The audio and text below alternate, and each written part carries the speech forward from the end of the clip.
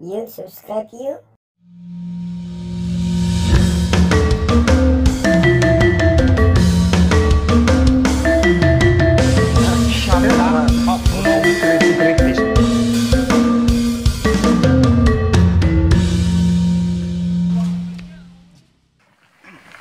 Nah, selanjutnya ngomong-ngomong tentang pendidikan anak usia dini tadi, kan Bapak nih pernah mempelajari budaya Jepang ya. Bapak sedikit banyaknya tahu ya tentang budaya Jepang ya. Kalau nggak salah sekolah di Jepang itu katanya sampai kelas 4 apa gitu ya, kelas 3 atau kelas 4 itu belum dikasih pelajaran-pelajaran seperti matematika dan lain sebagainya. Itu betul nggak Pak? Ini salah satu tema yang saya pilih waktu di studi di sekolah pasca ya. Oke. Jadi waktu perbandingan sekolah saya memilih Jepang karena memang masih ada kaitannya dengan ini ya tempat kerja ya juga. Bukan. Oh, bukan. Studi saya di S1. S1 saya kan pendidikan bahasa Jepang, tapi saya sebenarnya lebih senang mempelajari budayanya. Oke. Dan pas di manajemen pendidikan di sekolah pasca sarjana saya juga ngambil yang Jepang. Dan ya benar. Jadi di Jepang itu guru-guru lebih khawatir ketika anak-anak tidak bisa antri daripada ketika dia tidak bisa matematika. Itu gitu ininya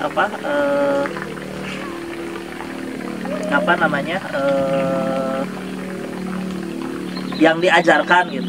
Jadi yang diajarkan ketika saya teliti lagi di kelas 1 ya di kecil itu ya dia self service semuanya. Maksudnya self service itu dia bawa makanan sendiri, dia cuci piring sendiri, dia semuanya dikerjakan oleh sendiri. Okay. Jadi lebih ke dia beres dirinya dulu gitu. Dia dirinya udah beres dulu, baru nanti belajar yang lain-lainnya. Diajarkan juga bersosialisasi berarti ya, berkomunitas gitu. Bersosialisasi dengan yang lain, enggak? Kalau masalah sosialisasi komunitas itu kita yang masih menang lah kalau di pendidikan itu. Indonesia masih menang ya? Indonesia masih menang lah. Di sebelah mana tuh menangnya? Kalau masalah bersosialisasi, berkomunikasi kita udah nggak perlu diajarin kayaknya. Jadi Indonesia tuh memang ya ini juga balik lagi ya ke budaya bangsanya kan memang dia lebih senang untuk ngobrol kayak gitu tuh senang nongkrong-nongkrong. Itu dia ngobrol. Orang Indonesia kafe lebih banyak sekarang. Hiburan orang Indonesia tuh murah, Pak. Ngobrol, ketawa bareng, happy. Iya benar. Kalau di Jepang itu ya lebih ke individu. Lebih ke individu dari awal. Sosialisasi ya ada tapi masih kalah lah kalau sama kita masalah pendidikan bersosialisasi gitu. Ini berarti kita tetap menang ya untuk masalah sosialisasi. Jadi kalau mau bule-bule ini mau belajar sosialisasi, belajar berkomunitas ke Indonesia lah. Berarti memang itu yang di Jepang mereka mengajarkan apa tuh di tahun-tahun awal sekolah tuh? Tahun-tahun awal itu ya lebih menanamkan pada pembiasaan karakter sih. Karakter ya, tetap pembiasaan ya. Budi pekerti gitu. Iya, budi pekerti. Bagaimana menghormati yang menghargai dah. Gak sekedar menghormati ya. Kalau di kita kan budayanya budaya hormat nih. Hormat. Tapi kalau menghargai sebenarnya kurang. Gitu. Sebenarnya kurang. Ini pandangan ahli pendidikan ya. Bukan ahli dong, Pak. Aktivis. Menghargai masih kurang. Nah, kalau mereka menghormati dan menghargai gitu. Bagaimana kita cara menghargai dan menghormati. Kalau kita sistemnya ya gimana bos senang aja gitu. Itu kan hormat jadinya. Menarik gitu. Menarik.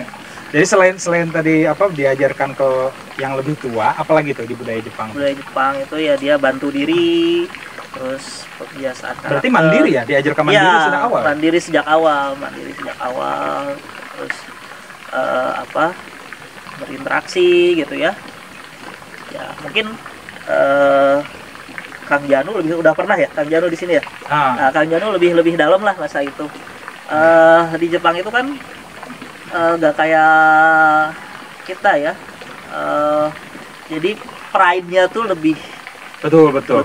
Kemarin beliau ngomong gitu tentang pride-nya gitu. Terus dia bahkan di zaman sebelum restorasi Meiji dia lebih percaya bahwa budayanya lebih maju dibandingkan teknologi barat gitu. Wow. Gitu. Sampai sekarang itu dia tetap budaya itu tetap, Makanya ngajak perang juga ya, Pak? Makanya menjajah juga mereka ya? Karena dia merasa aku yang paling baik gitu. Oke. Pride-nya itu yang paling penting sih. Dari kecil itu udah ditanamkan masalah budaya dia tuh, pride-nya gitu. Itu sih yang saya tahu ya. Bahkan yang unik itu gak ada UN ya kalau di sana. Oh gitu. Gak ada penyamarataan gitu. Berarti kita doang atau orang Indonesia ini terlalu senang assessment gitu. Anak baru umur segini di assessment, anak baru segini di assessment. Untuk apa kira-kira orang Indonesia tuh nge-assessment anak tuh buat apa? Untuk masuk sekolah berikutnya. Ya hanya untuk masuk sekolah berikutnya di assessment. Jadi untuk dipilah-pilah, untuk dipilihin, oh kamu bodoh, kamu pintar, kamu bodoh, kamu pintar. Nah, ngomong-ngomong bodoh pintar nih, saya agak tergelitik kalau misalkan kita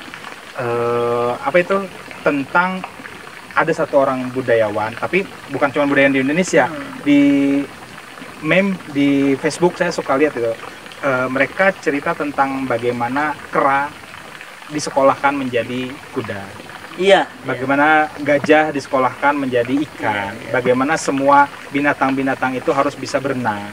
Bagaimana ikan diajarkan untuk manjat pohon. Menggunakan analogi binatang seperti itu.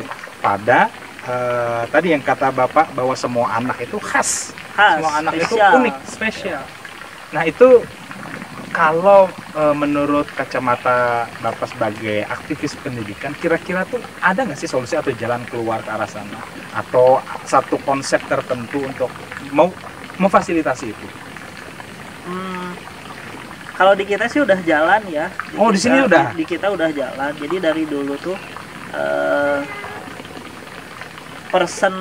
jadi si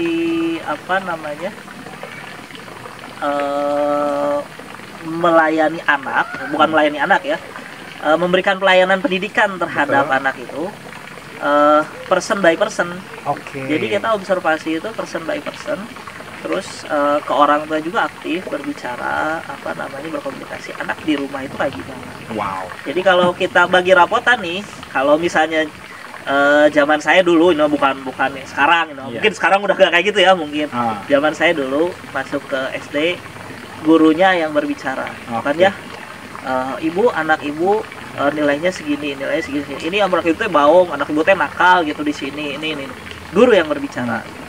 Tapi kalau di kami, ketika ketemu sama orang tua, Bu, di rumah kayak gimana?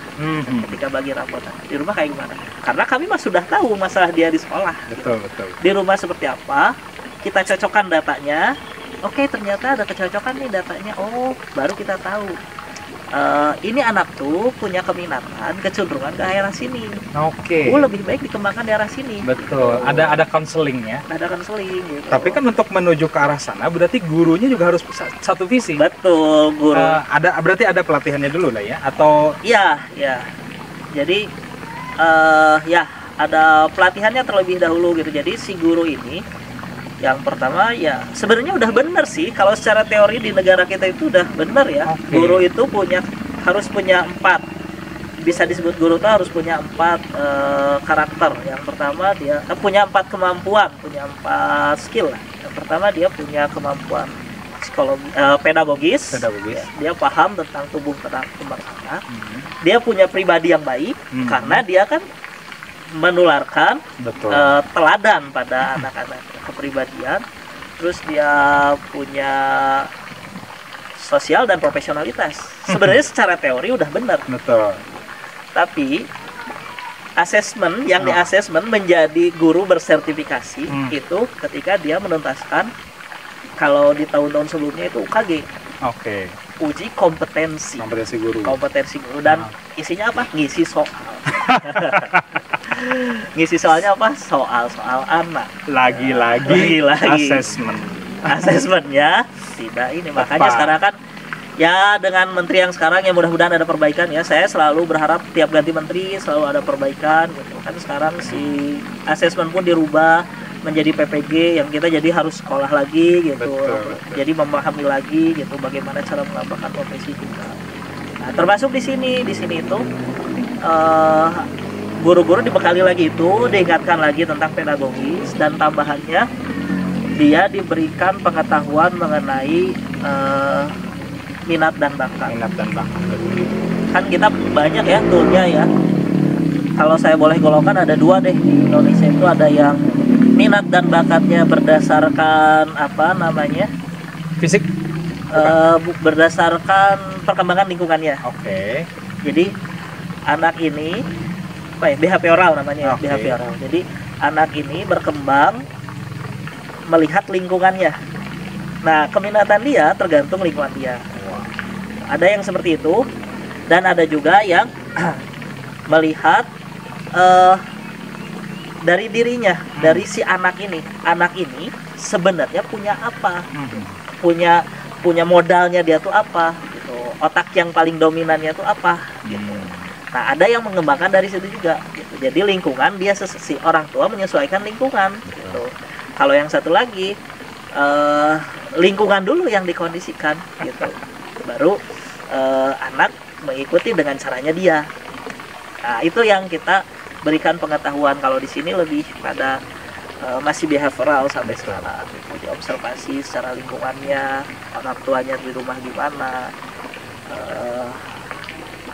modalnya orang tua tuh seperti apa. Maksudnya modal tuh bukan uang ya, tapi orang tua latar belakangnya seperti apa. Betul. Terus dia sekarang kerjanya apa? Nah, anak pun nggak akan jauh gitu keminatannya dari situ. Ada ini ya, faktor genetik ya. Ya, betul. gitu. Oke. Dan lingkungan tentunya, orang tuanya dokter ya, di lingkungannya pasti ada buku-buku dokter, ada bahasa Indonesia itu latar-latarnya yang dia lihat setiap hari itu tentang dokter ya. Bukan genetik sih, tapi lebih ke behavioralnya, lebih ke lingkungannya. Kalau genetik itu tiap orang itu nggak akan ada yang sama. Oke. Jadi yang mempengaruhi lingkungannya. Oke.